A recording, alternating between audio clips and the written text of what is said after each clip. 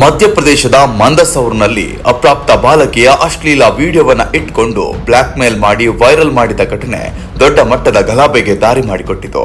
ಈ ಪ್ರಕರಣದಲ್ಲಿ ಸಂಬಂಧಿಸಿದ ಆರೋಪಿಗಳ ವಿರುದ್ಧ ಹಿಂದೂ ಸಂಘಟನೆಗಳು ತೀವ್ರ ಆಕ್ರೋಶ ವ್ಯಕ್ತಪಡಿಸಿದ್ದು, ಕಠಿಣ ಕ್ರಮಕ್ಕೆ ಒತ್ತಾಯಿಸಿ ಗುರುವಾರ, ಶುಕ್ರವಾರ 2 ದಿನ ಭಾರಿ ಪ್ರತಿಭಟನೆ ನಡೆಸಿದವು. ಆರೋಪಿಯನ್ನ ಬಂಧಿಸಿ ಮೆರವಣಿಗೆ ಮಾಡಿಸಿ ಅವರ ಮನೆಗಳನ್ನ ಧ್ವಂಸಗೊಳಿಸಬೇಕೆಂದು ಆಗ್ರಹವನ್ನ ವ್ಯಕ್ತಪಡಿಸಲಾಯಿತು. ಈ ಘಟನೆಯಲ್ಲಿ 16 ವರ್ಷದ 12ನೇ ತರಗತಿಯ ವಿದ್ಯಾರ್ಥಿನಿಯ ಮಾನಹಾನಿ ಮಾಡುವಂತೆ ಪ್ಲಾನ್ ಮಾಡಲಾಗಿತ್ತು. ಈ ಕೇಸ್ಗೆ ಸಂಬಂಧಿಸಿದ ಆರೋಪಿಗಳಾದ ರೆಹಾನ್ ಅಬ್ಬಾಸಿ ಮತ್ತು ಬಾಬುಷಾ ಎಂಬ ಇಬ್ಬರು ಯುವಕರು ಬಾಲಕಿಯ ಫೋಟೋಗಳನ್ನ ಮೊದಲು ತೆಗೆದುಕೊಳ್ತಾರೆ. ನಂತರ ಅವುಗಳನ್ನ ತೋರಿಸಿ ಬ್ಲಾಕ್ ಮೇಲ್ ಮಾಡಿ ಚಾಕುವಿನಿಂದ ಬೆದರಿಸಿ ಆಕೆಯ ಆಕ್ಷೇಪಾರ್ಹ ವಿಡಿಯೋವನ್ನ ಬಲವಂತವಾಗಿ ಮಾಡಿಸಿದ್ದಾಗಿ ಪೊಲೀಸರು ತಿಳಿಸಿದ್ದಾರೆ. ವಿಡಿಯೋವನ್ನ ವೈರಲ್ ಮಾಡುವುದಾಗಿ ಬೆದರಿಕೆ ಹಾಕಿ ಆರೋಪಿಗಳು ಹುಡುಗಿಯಿಂದ 5 ಲಕ್ಷ ಹಣಕ್ಕೆ ಬೇಡಿಕೆ ಇಟ್ಟಿದ್ದು, ಹುಡುಗಿ ತನ್ನ ತಂದೆಯಿಂದ ಪಡೆದ 2 ಲಕ್ಷವನ್ನ ಅವರಿಗೆ ನೀಡಿದ್ದಾಳೆ. ಆದಾಗ್ಯೂ ಹಣ ಕೊಡಿಸಿದ ಬಳಿಕವೂ ಆರೋಪಿಗಳು ಇನ್ನಷ್ಟು ಹಣಕ್ಕಾಗಿ ಒತ್ತಡ ಹಾಕಿದ್ದಾರೆ.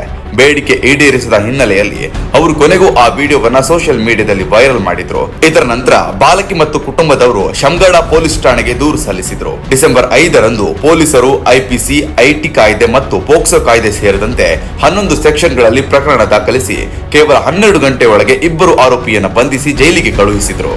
ಆರೋಪಿಗಳು ಮೊದಲೇ ಬಾಲಕಿಯ ಚಿತ್ರಣವನ್ನ ತೆಗೆದುಕೊಂಡು ಬ್ಲಾಕ್ ಮೇಲ್ ಆರಂಭಿಸಿದ್ರು. ನಂತರ ಬೆದರಿಕೆ ಹಾಕಿ ವಿಡಿಯೋ ಮಾಡಿಸಿದ್ರು. ಹುಡುಗಿ ತೀವ್ರ ಒತ್ತಡದಲ್ಲಿದ್ಲು. ಪ್ರಕರಣ ಗಂಭೀರವಾಗಿರೋದ್ರಿಂದ ತಕ್ಷಣವೇ ಪೊಲೀಸ್ ಪಡೆಯನ್ನ ನಿಯೋಜಿಸಲಾಯಿತು ಎಂದು ಶ್ಯಾಮ್ಗಢ ಎಸ್ಪಿ ಹೇಮಲತಾ ಕುರಿಲ್ ಪ್ರಾಥಮಿಕ ವಿವರವನ್ನ ನೀಡಿದ್ದಾರೆ. ಘಟನೆಯ ನಂತರ ಆ ಬಾಲಕಿಯ ಪ್ರದೇಶದಲ್ಲಿ ಗಲಾಭೆ ಹೆಚ್ಚಾಗ್ತಿದ್ದಂತೆ ಗುರುವಾರ ರಾತ್ರಿ ಹಿಂದೂ ಸಂಘಟನೆಗಳು ದೊಡ್ಡ ಪ್ರಮಾಣದಲ್ಲಿ ಪ್ರತಿಭಟನೆ ಆರಂಭಿಸಿದ್ವು.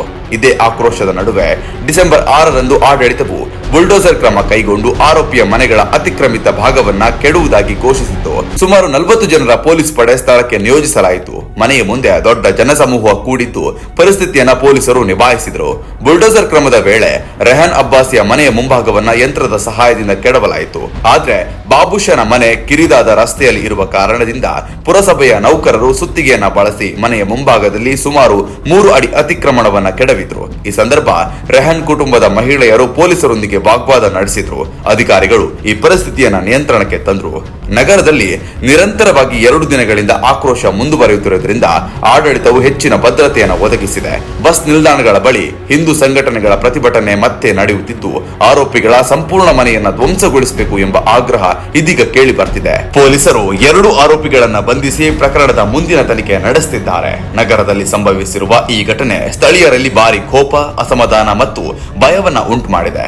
ಬಾಲಕಿಯ ಕುಟುಂಬಕ್ಕೆ ರಕ್ಷಣೆಯ ಜೊತೆಗೆ ಭವಿಷ್ಯದಲ್ಲಿ ಇಂತಹ ಘಟನೆಗಳು ಮರುಕಳಿಸದಂತೆ ಕಠಿಣ ಕ್ರಮ ಕೈಗೊಳ್ಳುವುದಾಗಿ ಅಧಿಕಾರಿಗಳು ತಿಳಿಸಿದ್ದಾರೆ. ಈ ಗೌರವದ ಬಗ್ಗೆ ನೀವೇನಂತೀರಾ? ಕಮೆಂಟ್ ಮೂಲಕ ತಿಳಿಸಿ.